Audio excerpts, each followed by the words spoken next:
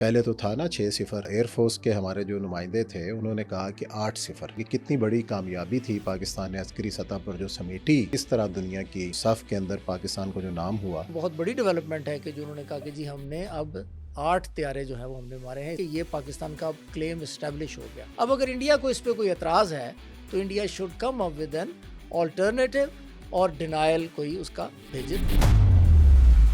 Modern warfare है, उसकी ये रिफ्लेक्शन है, फर्स्ट रिफ्लेक्शन है दुनिया के किसी भी लेवल में। या तो इंडिया ये क्लेम करे कि जी मैंने देख रहे जी घुटने टेक दिए पाकिस्तान के और हमने ये किया, तो फिर इंडिया को चाहिए कि वो भी सेलिब्रेट करे इस तरह जिस तरह पाकिस्तान कर रहा है। Pakistan has regained the lost strategic space vis a vis America. अब हर बात में ट्रम्प साहब कहते हैं कि यार पहले मार्शल साहब को पूछ लो या शहबाज शरीफ साहब को पूछ लो। तयशुदा और जो तस्फिया तलब अमूर हैं, पानी का मसला हमारा इंडिया के साथ, सिंतास उसने एक तरफा तौर पे पिछले साल उसने रोका, कश्मीर का मसला है, हमारा देरीना मसला है। आई एम श्योर कि Pakistan with this kind of traction which they have gained in the last so many months, Pakistan जरूर अपने ये मसाइल हल करेगा। मिडल ईस्टर्न रीजन है, इसमें एक नया सिक्योरिटी आर्किटेक्चर इज इमर्जिंग, उसमें Pakistan will be playing the pivotal role. Saudi Arab और ईरान, इसका जो फ्यूचर में रिलेशनशिप चलना ना जी, उसमें पाकिस्तान सेंटर में बैठा। खबर आती है कि जनाब एक 1 पेज मायदा जो है वो होने वाला है। दौरा चीन से पहले ट्रंप यहाँ खुद आए और इस मायदे पे दस्तखत करें और फिर आगे बढ़ें कि जी मैं तो एक मायदा करता हुआ आ रहा हूँ। ट्रंप साहब ने चाइना से जो ट्रेड मायदा है ना ये ले के निकलना है। अगर उसने मिड टर्म इलेक्शन जीतने हैं ना जी, तो China is the last resort for him.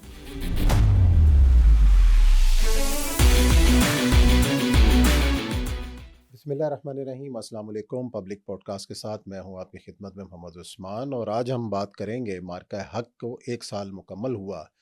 इस 1 साल के दौरान पाकिस्तान ने क्या कामयाबियां समेटी, आलमी सतह पर पाकिस्तान का वक़ार और नाम किस तरीके से बुलंद हुआ, और इस वक्त पाकिस्तान दुनिया के नक्शे पर किस हैसियत से और किस तमतराक के साथ मौजूद है, इस पर भी बात करेंगे।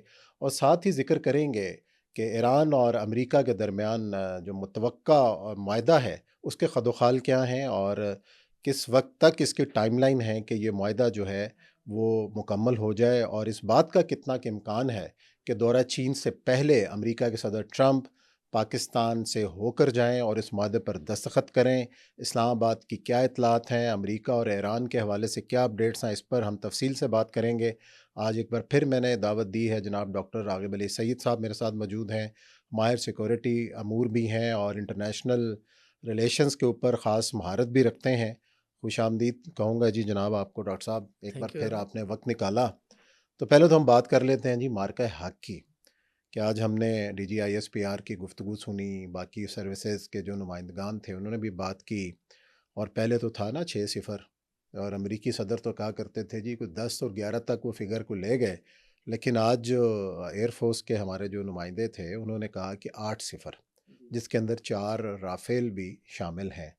एक तो हम थोड़ा सा उसका जिक्र कर लेते हैं कि कितनी बड़ी कामयाबी थी पाकिस्तान ने अस्करी सतह पर जो समेटी, और उसके बाद का पाकिस्तान 9 मई 2025 के बाद के पाकिस्तान के ऊपर हम बात करते हैं कि किस तरह दुनिया की जो वो सफ़ के अंदर पाकिस्तान को जो नाम हुआ, और आज जो पाकिस्तान इस पोजीशन में है कि वो तीसरी आलमी जंग रोकने के लिए जो है पूरा ज़ोर लगा रहा है, कोशिश कर रहा है।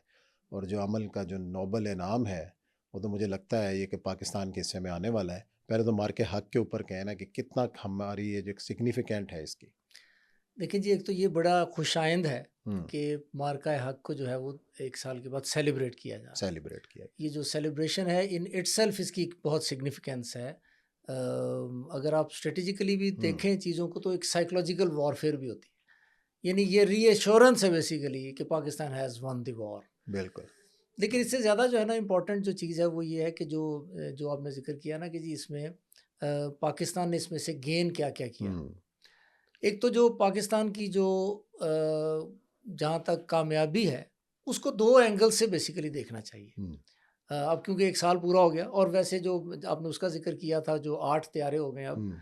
तो मुझे लगता है उस कि पर भी बाद में आएंगे, पहले इसके ऊपर। ये जो त्यारे बढ़ते जा रहे हैं ना, लगता हाँ, है कि आहिस्ता-आहिस्ता ये 11 तक पहुँच ही जाएँगे। जो वो भी ट्रम्प हम साहब बता चुके हैं दुनिया को। जी, जी, वो वेरी हम ब्यूटीफुल उसको प्लेन्स।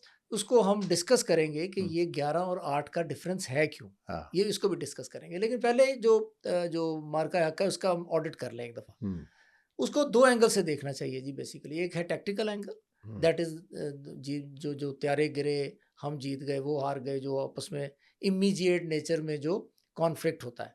और दूसरा स्ट्रेटेजिक एंगल। हम्म, कौन जो जो टैक्टिकल एंगल है उसमें एक ये बहुत बड़ी डेवलपमेंट है कि जो उन्होंने कहा कि जी हमने अब 8 त्यारे जो है वो हमने मारे हैं। इसका मतलब है कि ये पाकिस्तान का अब क्लेम इस्टेब्लिश हो गया, हम्म, हमारा 8 त्यारे का है। अब अगर इंडिया को इस पे कोई एतराज़ है तो India should come up with an alternative और डिनायल कोई उसका भेजे, हम्म, तो फिर हम उसको डिस्कस कर सकते हैं। वरना ये 8 त्यारे ये हमारी टैक्टिकल जीत है।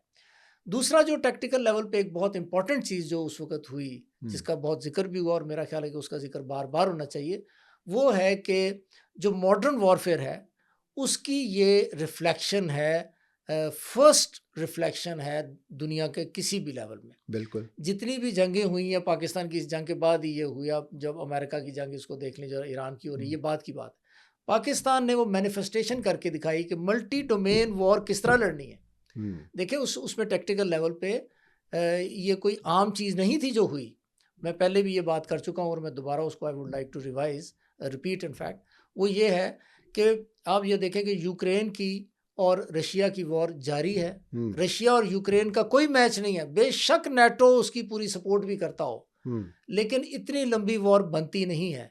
तो वॉर जीतना आसान चीज़ नहीं है, उसको बंद करना आसान चीज़ नहीं है। हम्म, अगर यूक्रेन उसको सीज़ फायर नहीं मानता तो जंग जारी है, आज भी जारी है, अभी तक सीज़ फायर बिल्कुल नहीं हुआ। हमले हो रहे फिर देखें कि जो गाज़ा है, it is just a small place, ना आर्मी, ना एयरफोर्स, ना कुछ।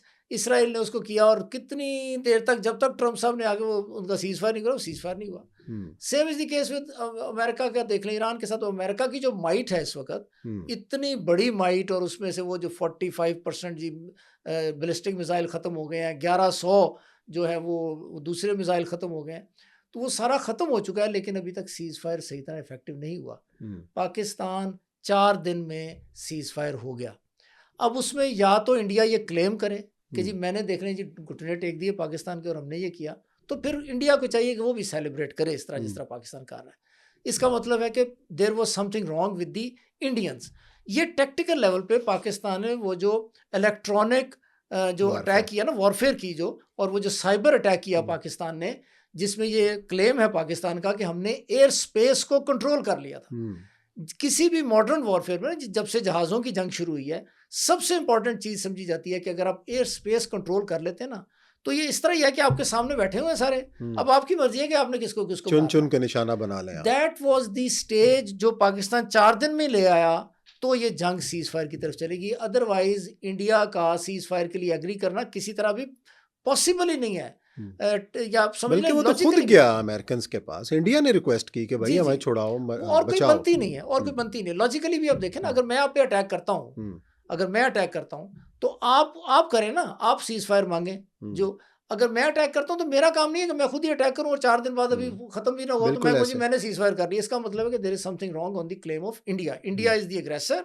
हम्म, एग्रेसर अगर सीज़ फायर में मान जाता है, तो इसका मतलब है कि देयर इज़ समथिंग रॉन्ग। वो काम वो नहीं कर सकता, ऑब्जेक्टिव नहीं अचीव कर सका, या वो नीचे गिर गया, ज़ेर हो गया। बिल्कुल, तो पाकिस्तान ने वो जो साइबर अटैक किया, फिर मल्टी डोमेन जो वॉर है उसको पाकिस्तान ने करके दिखाया।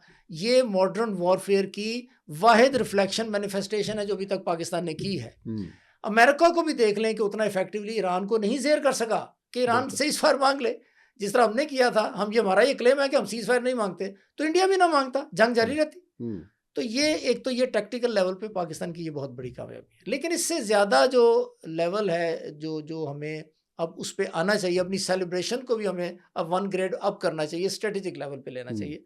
That is very important to discuss and understand after this all these celebrations. वो ये है कि पाकिस्तान ने स्ट्रेटेजिक लेवल पे 2-3 जो अचीवमेंट्स हैं वो की। हम्म, सबसे पहले तो Pakistan has regained the lost strategic space vis a vis America. इसकी हम्म, बहुत इंपॉर्टेंस है। उसकी इंपॉर्टेंस इसलिए है कि 2000 तक आपको आइडिया ना, पाकिस्तान जो था वो फ्रंट लाइन एलाय था हम्म, अमेरिका का इस पूरे रीजन में। इंडिया तो हमेशा कोल्ड वॉर और उससे पहले रशिया का एलाय रहा है। हम्म, तो पाकिस्तान की वो जो स्टेटस था, जब वो चेंज हुआ, that was the start of our problems in fact in this hmm, region and at international level. आज से 2-3-4 साल पहले आपको ऐसे ही याद है। ही होगा कि पाकिस्तान हर जगह पे कॉर्नर होता था हुँ, और इंडिया ऐसे दंदनाता फिरता था पूरे हुँ, रीजन में और ग्लोबली कि जहाँ मर्जी इल्ज़ाम लगाता था, फॉल्स फ्लैग करता था हुँ। और हमारी कोई बात सुनने के लिए तैयार नहीं था। जब जो वॉर हुई, जब ये इंडिया ने वो जो पुलवामा अटैक्स। पुलवामा वाला और पहलगाम वाला जो हुँ, ड्रामा इन्होंने किया, तो जो वाइस प्रेज़िडेंट है अमेरिका की, he was sitting in India. हाँ। और उसने कहा है कि आपको पता है ना उस वक़्त की स्टेटमेंट में कहा कि जी हमने इंडिया को कहा है कि अच्छा ठीक है यार वॉर अच्छी चीज़ नहीं है, लेकिन आप छोटा-मोटा अटैक कर लें। हुँ, दे वर 200% श्योर इंक्लूडिंग अमेरिकन्स कि यार ये इंडिया की बहुत पावर है, पाकिस्तान इज़। तो ये पाकिस्तान का एक बहुत बड़ी अचीवमेंट है कि उस वॉर के बाद अमेरिका ने ये समझा कि यार ये जो 20 साल हमने इन्वेस्टमेंट किया इंडिया को, इंडिया पर। और इंडिया को 1.5 बिलियन डॉलर की इकोनॉमी थी इंडिया 2000 में। पाकिस्तान का फॉरेन रिजर्व थे 1 बिलियन डॉलर, हुँ, इंडिया के 1.5 बिलियन डॉलर, सिर्फ 0.5 का फर्क था। हुँ, उसको यूरोप अमेरिका खींच के 600 बिलियन डॉलर की इकोनॉमी बना दिया उन्होंने उसको। हुँ, लेकिन at the end of the day Trump साहब जैसा जब बंदा आया जो एक बिजनेसमैन है, प्रैग्मेटिक टाइप आदमी है, समझ लें। प्रैग्मेटिक कहना तो थोड़ा सा वो हो जाएगा क्योंकि उन्होंने ऊपर नीचे बहुत की है, लेकिन उनकी कैलकुलेशंस हैं, समझ लें फाइनेंशियल कैलकुलेशन के ऊपर वो बहुत चलते हैं। मेरे ख्याल में ट्रम्प साहब ने ये रियलाइज़ किया कि यार ये जो बिलियंस और ट्रिलियंस ऑफ डॉलर हमने इंडिया में लगाए हैं, हुँ, इसका कोई फ़ायदा नहीं हुआ। ये पाकिस्तान के अगेंस्ट आ गया, तो चाइना तो समझो कि मैच ही कोई नहीं ना। तो हुँ, उनका वो लॉजिक फेल हो गया जिसके ऊपर वो 20 साल से इंडिया को सपोर्ट कर रहे थे। तो इस तरह फिर बारी आ गई पाकिस्तान की। हुँ। तो पाकिस्तान की जब बारी आई तो पाकिस्तान ने वो स्पेस जो है वो बड़ी तेज़ी से पाकिस्तान ने वापस ली है। उससे पहले वो ये स्पेस पाकिस्तान के पास बल्कि होती थी। बेहतर की है। बहुत बेहतर कर लिया, हुँ, यानी इतना बेहतर कर लिया कि अब हर बात में ट्रम्प साहब कहते हैं कि यार पहले हुँ, मार्शल साहब को पूछ लो या शहबाज शरीफ साहब को पूछ लो। हर हुँ, बात में आ रहे हैं ना पाकिस्तान।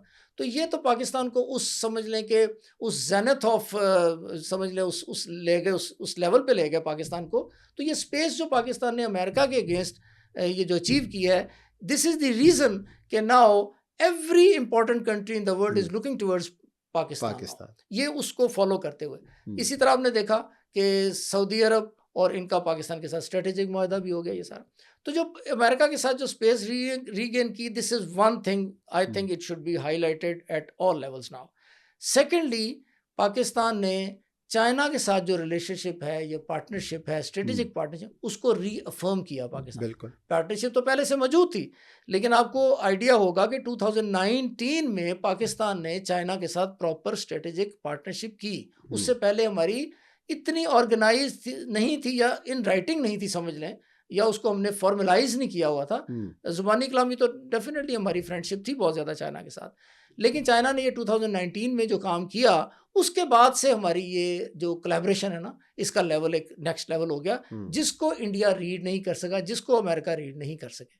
तो जब ये जंग हुई, तो हमने वो चाइना की जो साथ जो हमारी पार्टनरशिप थी, उसकी हमने प्रैक्टिकल मैनिफेस्टेशन इतनी हुँ, ज़बरदस्त की कि लोगों ने ये कहना शुरू कर दिया कि यार अब ये जो पाकिस्तान कर रहा है ना, ये पता नहीं चाइना खुद भी कर सकता कि ना। हुँ, इतना अच्छा हमने उसकी टेक्नोलॉजी को समझ लें या उससे हमने जो गेन किया, उसको हमने जो एग्ज़िबिट किया, this is the second point जो पाकिस्तान ने किया, यानी चाइना के साथ रीअफ़र्म की।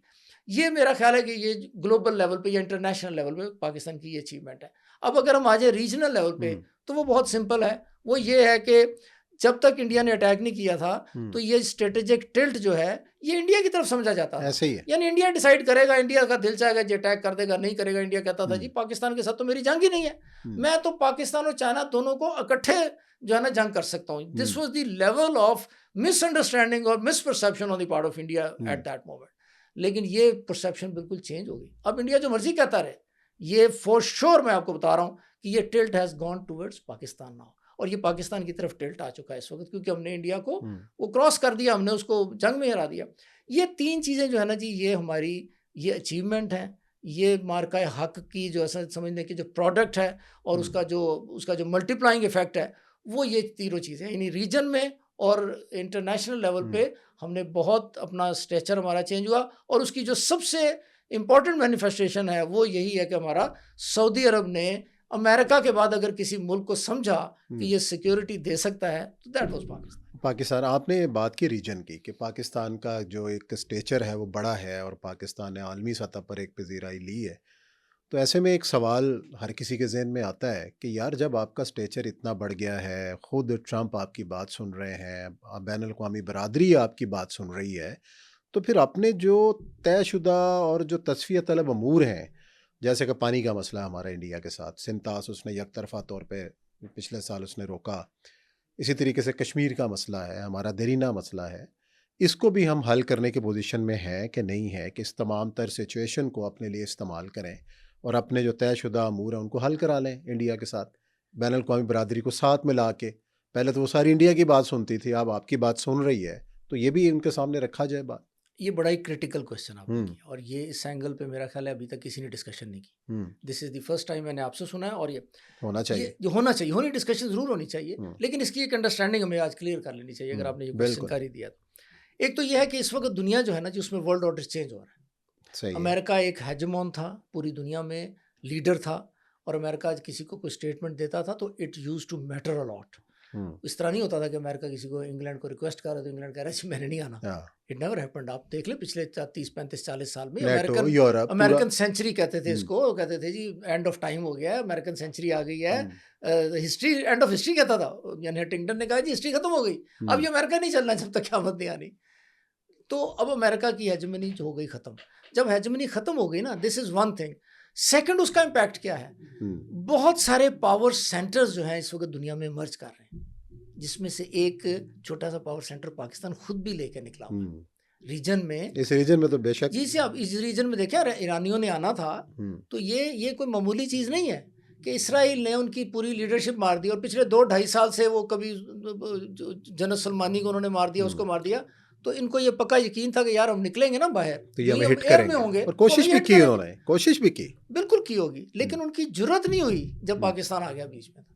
पाकिस्तान ने गए, और उसके बाद ओवर एंड अबव के हमारे फील्ड मार्शल साहब खुद जो उधर चले फौज में। गए, वॉर जोन में चले गए। डेयरिंग दौरा था जी उनका। जी, वो बहुत ही डेयरिंग था। हुँ, देखें, उसकी स्ट्रेटेजिकली इजाजत नहीं है, लेकिन ही टुक द इनिशिएटिव बिकॉज ये कॉन्फिडेंस शो करता है ना जी, हुँ, कि अगर मैं कहना नहीं चाहता वो बातें, लेकिन अगर वो आते करते करके दिखाते ना, तो उनको पता लगता है कि हुँ, पाकिस्तान क्या है, पाकिस्तान की फौज क्या है। हुँ, दे डिड नॉट डेयर कि वो कुछ हरकत छोटी मोटी भी करे। वो गए, 3 दिन वहाँ पे रहे, उनके जो लीडरशिप आए, इधर इधर से आए, हुँ, हमारे वो 22 जहाज़ों ने उनको कार्डन किया, ईरान छोड़ के आए। हुँ, ये कोई मजाक नहीं चल रहा ना जी, ये कोई टैक्सी नहीं चल रही हुँ, कि यार इधर से उधर जाना है, इधर से जाना है। ये तो और इसराइल किसकी मान रहा है? इसराइल तो ट्रम्प की भी नहीं मान रहा था। हुँ, तो इसराइल को पता था कि मैं ये काम कर ही नहीं सकता। और चले इसराइल को छोड़ें जी, इंडिया तो साथ ही बैठा हुआ है ना, हुँ, और उसका पार्टनर है।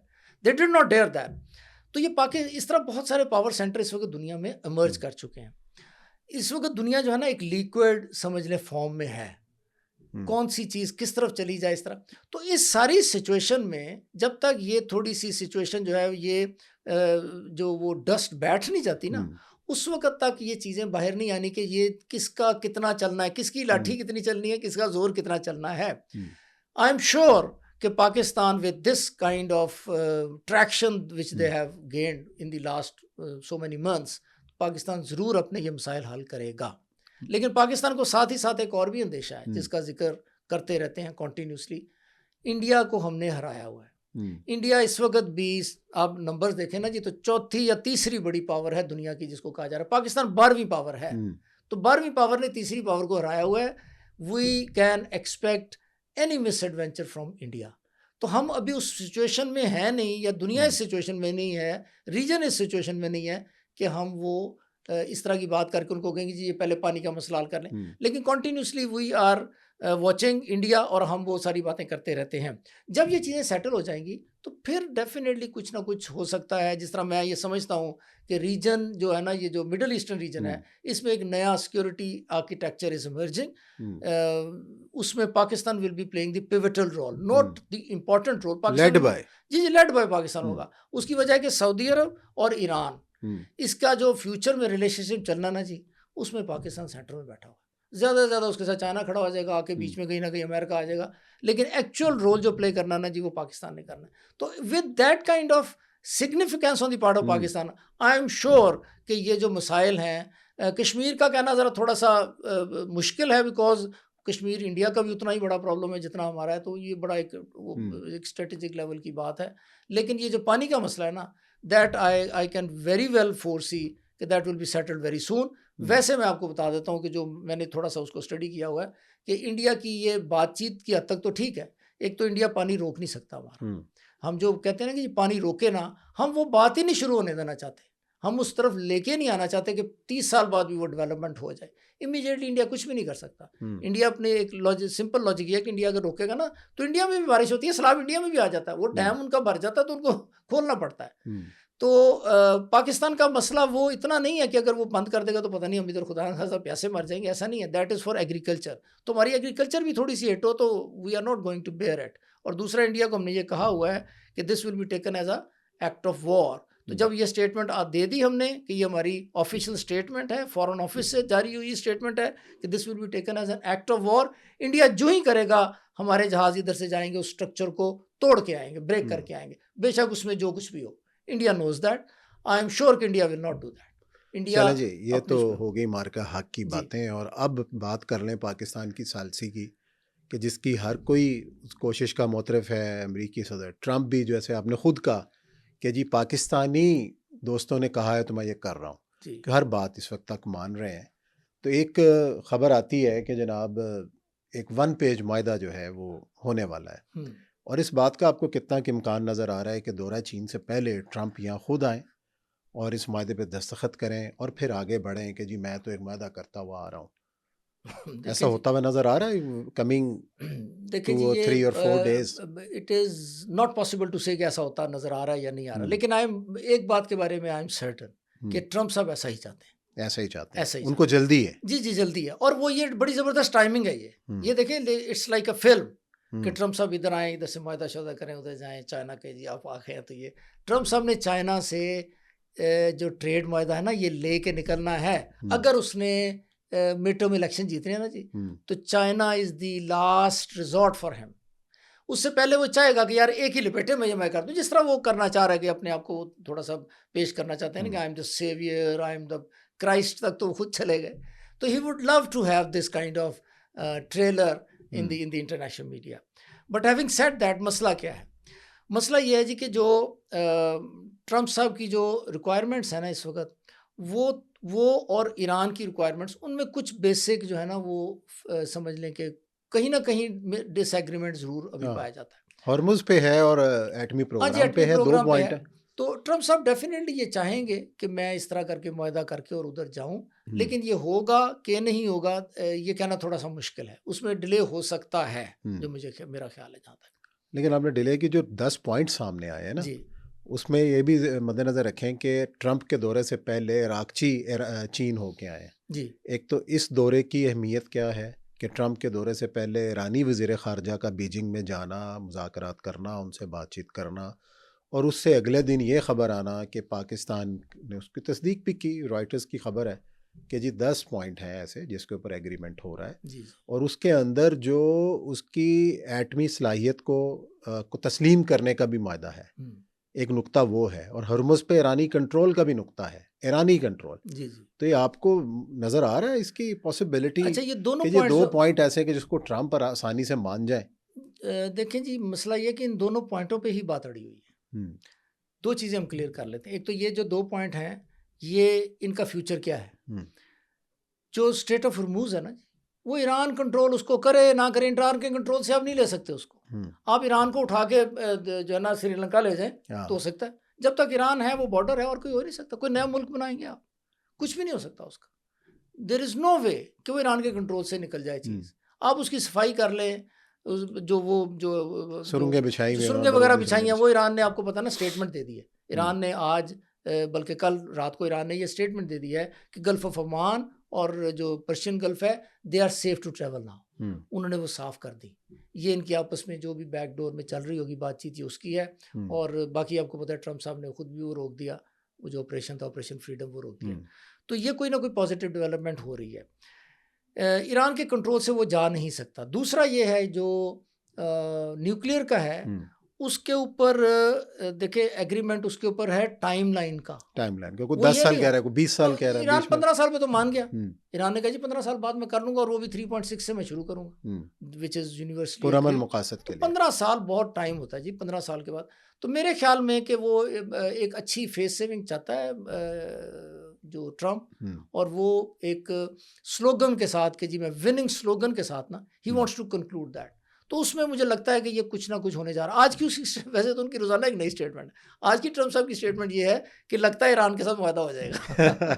तो नहीं, उनको काफी देर से लग रहा है लेकिन हो नहीं रहा। हाँ, लेकिन इससे इंपॉर्टेंट बात है जो मैं कहना चाह रहा था, मेरे वो हम्म, जेहन से निकल गई, पिछली स्लिप हो गई सर। हम्म, ये बात सर्टन है कि जंग दोबारा नहीं होने जा रही। हाँ, ये जो हर है ना, चीज जो नॉर्मल होती जा जी रही है। नॉर्मल होती जा रही। सेकंड, उसकी कुछ टेंजिबल्स हैं। हम्म, टेंजिबल ये है कि रिटर्न में ट्रम्प साहब ने कांग्रेस को स्टेटमेंट दी हुई है कि मैं तो जंग खत्म कर दी, क्योंकि वो हम्म, आपको पता है ना 60 डेज से अगर आगे जाती है तो hmm, that will be considered as a war. अभी तक वो कॉन्फ्लिक्ट है उनकी नज़र में। हम्म, तो प्रेसिडेंट जो होता है, without the permission of the Congress and the UN security council, वो कॉन्फ्लिक्ट में तो जा सकता है, वॉर में नहीं जा सकता। वो है कि 60 साल से अगर ज्यादा, बड़ा 60 दिनों टेक्निकल से नुक्ता ज्यादा। बयान किया आपने। जी, उन्होंने ये रिटर्न में दिया हुआ है, वो पेज के ऊपर हम्म, नीचे साइन किया ट्रम्प साहब ने, कि उन्होंने कहा जी अब ये जंग लड़े, उन्होंने कहा जंग तो लड़ी ना, वो तो खत्म हो गई। Hmm, he himself has said कि कॉन्फ्लिक्ट इज ओवर। हम्म, उसको अब दोबारा रीइग्नाइट करना, उसके लिए क्या होगा, that will be on his personal shoulders of the president of America, hmm, कि जी अब मैं फिर लड़ता हूँ, जिसकी कल को इम्पीचमेंट भी हो सकती है और वो वॉर क्राइम में भी आ सकता है। तो वो हम्म, एक बड़ी बड़ी क्रिटिकल चीज़ है। एक तो ये चीज़। बिल्कुल। दूसरी चीज़ ये है कि जो जो मुख्तलिफ कंट्रीज़ हैं जो निगोशिएशंस कर रही हैं, जिसमें पाकिस्तान का एक की रोल है। हम्म, पाकिस्तान के साथ भी ट्रम्प साहब ने कुछ कमिटमेंट्स की हुई हैं। हम्म, ये जो बार बार कहते हैं ना, उनसे पूछ रहे हो, वो जो कमिटमेंट हमारी उनके साथ है ना, देखें हमारा पाकिस्तान मीडिएट कर रहा है। Hmm, it is not a small thing. वो बहुत सारे लोग उसको बिलिटल करने की कोशिश करते हैं, अनफॉर्चुनेटली पाकिस्तान ने भी कहीं उसको बिलिटल करने की हम्म, कोशिश कर, लेकिन वो ऐसा नहीं है। ये मीडिएशन के लिए पाकिस्तान का रेडी होना, हम्म, उसके पीछे एक बड़ी लंबी बैकग्राउंड है।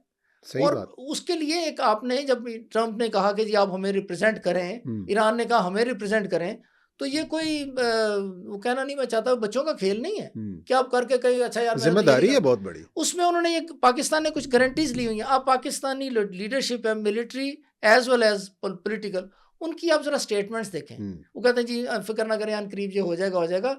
बड़ा पाकिस्तान तहम्मुल का मुजाहरा किया। तहम्मुल का मुजाहरा। और पाकिस्तान देखिए एम्बेरसमेंट लेने के लिए शामिल नहीं हुआ होगा। पाकिस्तान ने पहले कुछ ना कुछ कमिटमेंट्स ली होंगी कि जी ये क्रिटिकल पॉइंट्स हैं, अगर आप इससे ज़्यादा आगे जाएंगे तो हम फिर नहीं होंगे, तो आपने हमारी बात सुननी है। हम्म, दैट इज़ द रीज़न कि जब वो कहते हैं जी पाकिस्तान के कहने पे मैंने ये कर दिया, हम्म, क्योंकि फिर आप कहते हैं कि सर आपके साथ हमारी कमिटमेंट थी कि आप हम्म, इससे आगे नहीं जाएंगे।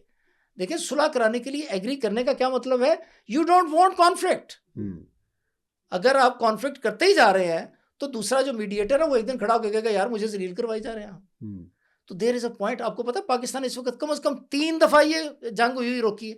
हम्म, एक दफा पाकिस्तान फील्ड मार्शल साहब ने फोन किया, उन्होंने कहा जी ये तो टाइम गेन किया, फिर दोबारा टाइम गेन किया, दोबारा किए, और अभी जो उन्होंने कहा कि जी ये हमने करके तो ये कर दिया, नाकाबंदी खत्म करें, वो नाकाबंदी खत्म करवाए। करने का।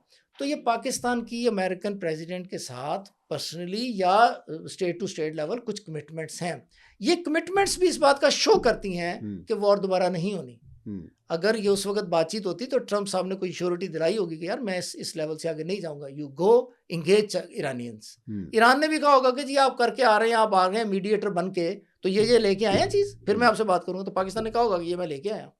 तो ये 2-3 जो टेंजिबल्स हैं, ये इस बात की तरफ इशारा करते हैं कि वॉर दोबारा होने के चांसेस नहीं हैं। बिल्कुल। दूसरा, जब इतना लंबा सीज फायर हो जाए ना, आप पिछले कोई भी कॉन्फ्लिक्ट देख लें, इतने लंबे सीज फायर के बाद नहीं होता। वो सीज फायर 1-2 दिन में पास आउट ब्रेक हो जाता है। जिस तरह पाकिस्तान और इंडिया का सीज फायर हुआ था ना, तो 24-48 घंटे वर वेरी इंपॉर्टेंट कि यार इंडिया या पाकिस्तान उसको बाईपास ना कर दे।